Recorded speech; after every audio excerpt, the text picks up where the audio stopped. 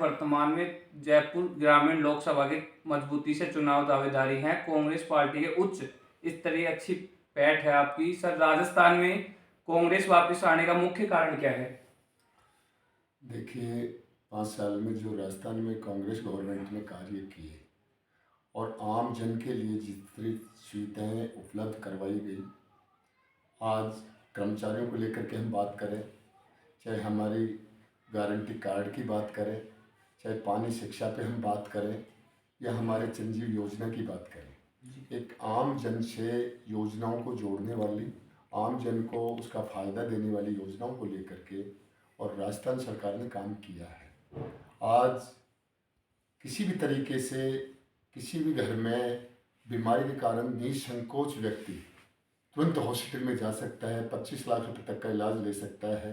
पहले कहीं ना कहीं किसी कारणों से आर्थिक अभाव में क्या तो पेशेंट खराब हो जाता था या उसका पेशेंट अपने से घर से विदा भी हो जाता था। इस वजह से आज इससे बड़ी योजना क्या हो सकती है। पानी के मुद्दे पे बात करें तो पानी के मुद्दे पे राजस्थान गवर्नमेंट ने काफ़ी स्तर पे काम किया है और ज़रूरत पे भारत सरकार से पानी के मुद्दे को लेकर के आरसी मामले में मुद्दा उठाया। इस वजह से राजस्थान में कांग्रेस का इस सरकार का कोई विरोध नहीं है। समय पे युवाओं के लिए वैकेंसियाँ खोलना, सबको रोजगार के प्रति समर्पित रहना, सभी चीज़ें लाभदायक होने की वजह से वापस राजस्थान में कांग्रेस रिपीट होने के पूरे चांसेस हैं। सर, विराटनगर विधानसभा चुनाव को देखते हुए आने वाले समीकरण क्या मायने रखते हैं? देखिए कि 2018 में विधानसभा का चुनाव हुआ था और कांग्रेस पार्टी ने एक युवा, एक की पारिवारिक, सामाजिक और एक किसान वर्ग से बहुत ही युवा व्यक्ति को यहाँ से सम्मानित करने का मौका दिया था और उस पर पूर्ण तरीके से लोगों ने विश्वास करके 2018 में कांग्रेस के पक्ष में मतदान करके 20,000 वोटों से चुनाव जिताया था। आज मेरा मानना यह है कि राजस्थान में विराटनगर की तुलना में कहीं विकास के मामले में नाम आता है, चाहे वो शिक्षा पे बात करें, हम स्वास्थ्य पे बात करें, या हम रोड पे बात करें, नगर पालिका पे बात करें, एसडीएम कोर्ट पे बात करें, किसी भी सेक्टर में आप ले लीजिए, उसमें हमारा विराटनगर बहुत ही अग्रणी रहा है। इस वजह से हर व्यक्ति के पास में 5 साल के काम का क्षेत्रीय विधायक महोदय के प्रति रिपोर्ट कार्ड है। आम 36 कौमों में, हर समुदाय में, हर वर्ग में एक प्रतिष्ठा बनाई है। सबको साथ लेकर के चलने का एक बहुत बड़ा उनमें मादा है, सबको साथ लेकर के वो चले हैं।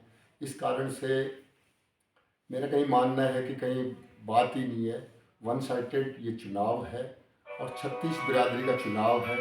सब लोग बड़ी मजबूती के साथ में इसमें अपना मतदान कर रहे हैं। सर, कुछ लोग चर्चाओं को विषय बना हुए कुलदीप जी धनखड़ रामचंद्र सरावना की टक्कर है, इसमें कितनी सच्चाई है? नहीं, इसमें पूरी सच्चाई, इसमें तो कोई संदेह ही नहीं है, क्योंकि 2018 में जो चुनाव हुआ था वो सम्मान्य कुलदीप जी भारतीय जनता पार्टी से बागी होकर के निर्दलीय चुनाव लड़े थे और 2 चुनाव कांग्रेस सिंबल पे सम्मान्य रामचंद्र सरावना जी लड़े और 5 साल की उनकी तैयारी रही, टिकट काट दिया गया और उन्होंने निर्दलीय प्रत्याशी के रूप में उन्होंने अपना फॉर्म भरा, लेकिन किसी न किसी कारणों से, दबाव से उन्होंने अपना फॉर्म वापस ले लिया गया। इस वजह से हमारा मानना ये है कि आम व्यक्ति, आम कार्यकर्ता, आम मतदाता से वो जुड़े हुए थे 15 साल से और उन्होंने पूर्ण तरीके से कुलदीप जी का समर्थन किया, उनका सहयोग किया और कुलदीप जी को उसमें लगभग 40,000 वोट मिला। सर, अभी रामचंद्र सरावना जी चुनाव लड़ रहे हैं और वो कोई किस पार्टी से लड़ रहे हैं मेरे को ज़्यादा जानकारी नहीं, तो वो सेकंड और थर्ड की आपस की तुलना सही है कि 40,000 में अभी आगे कौन बढ़ता है। सेकंड थर्ड में रामचंद्र सरावना जी रहते हैं, कुलदीप जी रहते हैं, तो वो बिल्कुल जो कह रहे हैं उसमें कहीं कोई दो राय नहीं है। उनकी तुलना हमारी से नहीं है, कांग्रेस से कोई तुलना नहीं है। आपस की तुलना में ये बात सत्य है कि उस सेकंड और थर्ड के कैंडिडेट हैं, अब आपस में कौन कितनी मेहनत कर पाता है, कौन अपने वोट पर कितनी पकड़ बना पाता है, ये आपस की उनके दोनों की लड़ाई वाजिब है। सर, राजपूत समाज, ब्राह्मण समाज हमेशा भाजपा को वोट देती है ही है, परंतु इस बार भाजपा का छुटकारा छुटाने के लिए इसका मुख्य कारण क्या रहा? देखिए, मैं कई दफ़े आपके चैनल के माध्यम से, कई दफ़े मंच के माध्यम से बात मैं बोल चुका कि व्यक्ति मतदान में बहुत सोच समझ करके मतदाता अपना वोट का इस्तेमाल करता है।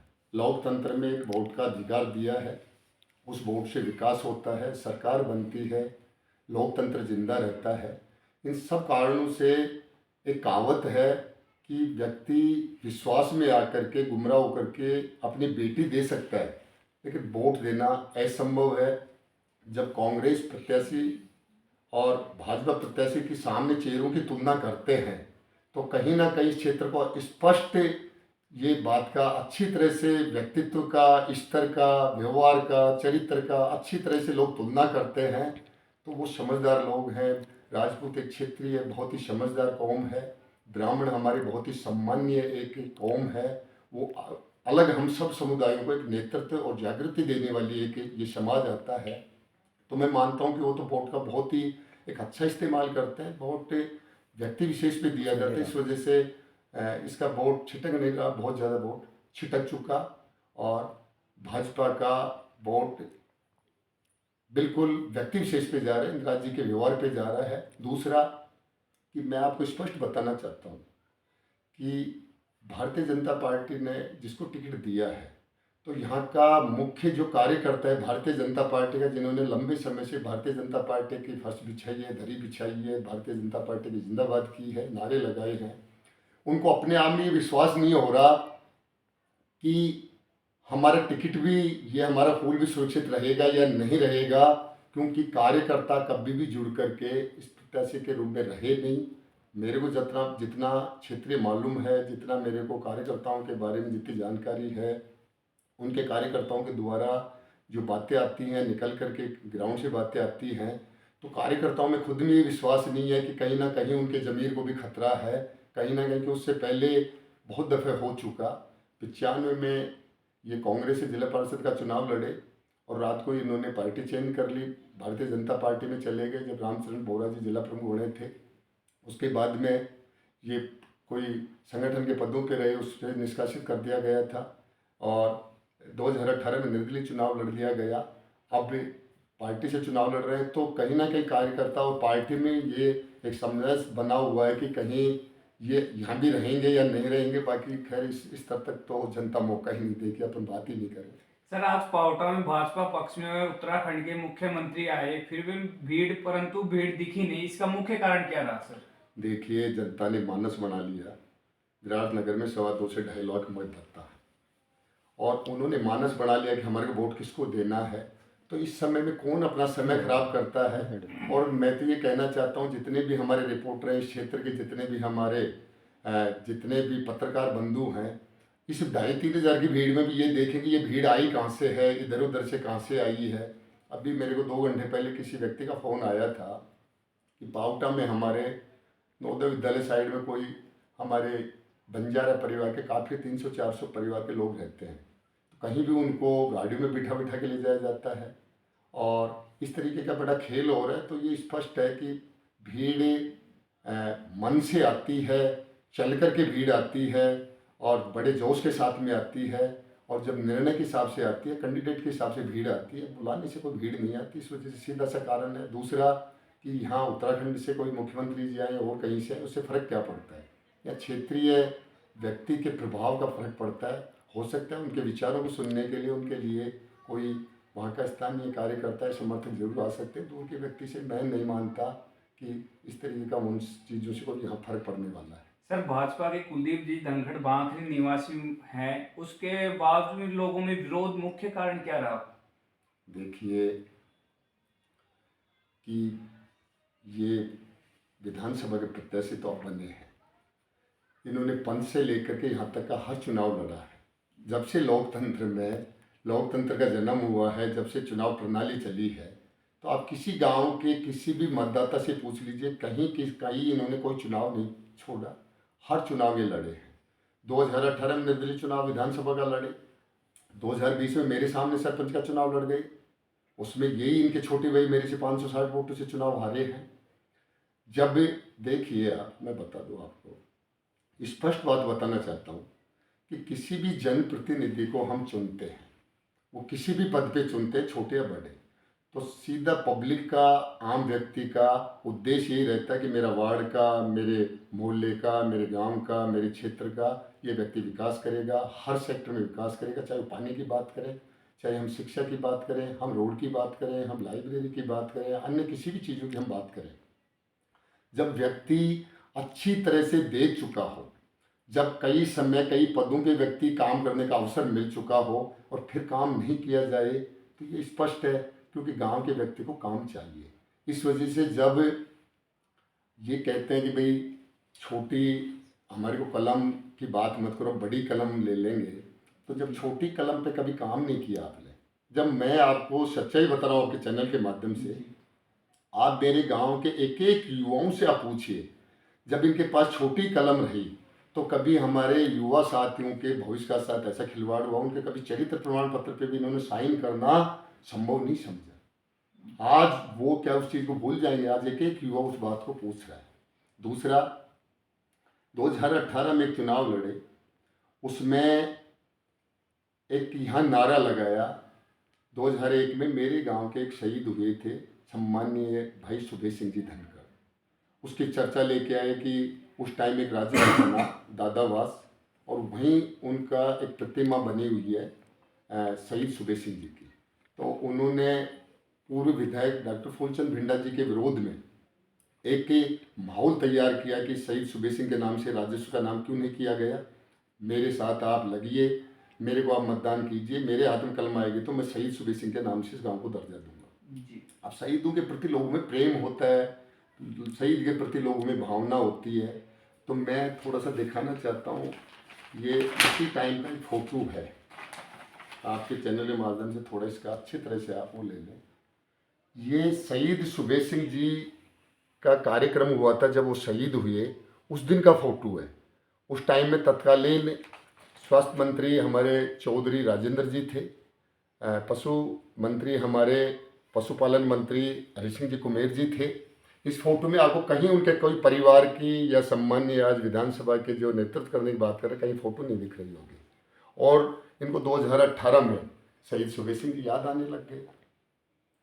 बहुत से कारण रहे कि जितने भी हमारे जनप्रतिनिधि बने गाँव में, हर आदमी का उद्देश्य होता है और बनना भी चाहिए। हर समाज और समुदाय से व्यक्ति को आगे आना चाहिए, हमारे को मदद करनी चाहिए। आज मैं लोकसभा की, जयपुर लोकसभा की तैयारी कर रहा हूँ जी। तो मैं यहाँ के प्रधान को भी, यहाँ के सरपंच को भी, यहाँ के डेलीगेट्स को भी, यहाँ के मैं जिला परिषद मेंबर को भी, जब तक मैं साथ नहीं लेके चलूँगा, जब उनका मैं कहीं ना कहीं सहयोग नहीं कर पाऊँगा, तो संभव ही नहीं है कि मैं जयपुर ग्रामीण का चुनाव लड़ पाऊँ। इस वजह से आप छोटे किसी जनप्रतिनिधि को बनने नहीं दोगे, आप उसको मारोगे। हर जगह आप खुद सामने चुनाव लड़ोगे, काम विकास का आप करोगे नहीं, और फिर जनता से आप अपेक्षा रखें कि मेरे को वोट मिले। किस बात की भाई? क्या ये गांव का हर मतदाता इस बात को लेकर आक्रोश में है? कई लोग मेरे सवाल करते हैं कि भाई हमने भाकरी में जन्म इसलिए लिया है कि हम सिर्फ वोट ही देते रहे, और वो भी इस परिवार को, क्या हमारे को कभी वोट मिल सकता है? बड़ा बहुत इसके वो रहे हैं। चाहे मैं, आप स्पेशल कई बातें भी आती हैं, कई मेरे पास में फ़ोन भी आए कि साहब जाट है, जाट वाली बात करो। तो कभी भी चुनाव एक जाति से नहीं लड़ा जा सकता। 36 लोगों के, 36 बिरादरी के सब पंच पटेलों से, सब समर्थकों से चुनाव लड़ा जाता है, जो कि उसका समर्थन भाई इंदिराज जी को है। अब जाट की मैं इस बात का पूर्ण रूप से खंडन करता हूँ कि कोई हमारे जाटवाद का, आपके चैनल के माध्यम से कोई जाटवाद का नाम नहीं चलना चाहिए। जाट लोग बहुत पढ़े लिखे हैं, समझदार हैं, और जाट अपने वोट का इस्तेमाल बहुत सही कर रहे हैं। और मैं ये कह रहा हूँ कि इस चुनाव में बहुत अच्छा मतदान कांग्रेस के प्रति एक जाट समुदाय से भी रहेगा, बहुत अच्छा प्रतिशत रहेगा, क्योंकि जाटों में जो जो जाट चलना चाहा, जो बनना चाहा, जो अब से पहले जितने बने, उससे आप पूरा टैली कर लीजिए। सब लोगों के खिलाफ इन्होंने योजना बनाई है, सबको इन्होंने कमज़ोर किया है, सबको इन्होंने रोकने का काम किया है। और मैं ताज़ा उदाहरण दूँ आपको कि इसी गांव से एक कोटपुतली विधानसभा में करवास और जयसिंहपुरा एक पंचायत है, वहाँ उन्होंने करवास में अपना क्लिनिक चलाया, और 15 से 20 साल में उन्होंने अपना अच्छा व्यवहार जमाया। वहाँ की जनता ने उनको सरपंच बनाया, उसका नाम भाई प्रकाश धनखड़ है। उसके खिलाफ भी जाकर के इन्होंने वहाँ केस लगाया उसके खिलाफ। अभी 2020 में मेरे को जनता ने चुना तो मेरे खिलाफ भी इन्होंने कुछ नहीं मिला, जब मैं इनसे झुका नहीं मैं वो, तो मेरे खिलाफ भी इन्होंने खुद ने व्यक्तिगत पार्टी बन करके और चुनाव याचिका का इन्होंने वो लगाया। मैं आपके चैनल के माध्यम से पूरा इस चीज़ को स्पष्ट करना चाहता हूँ कि खुद ने इन्होंने इस चीज़ को लेकर के